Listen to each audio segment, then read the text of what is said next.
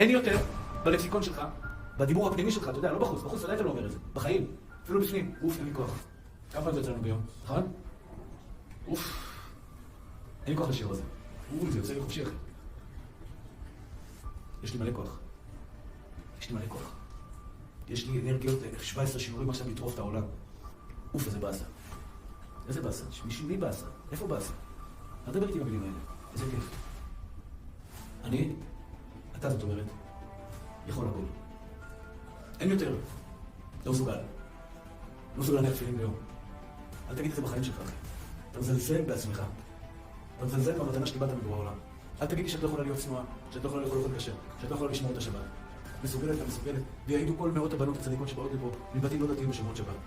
גם את מסוגלת. גם את חזקה. את הנשק הכי חזק שלך להצלחה בחיים. אבל אם הנשק הוא טוב, הוא מכוון טוב, הוא משומן טוב, דבר שמולד הוא יורה טוב.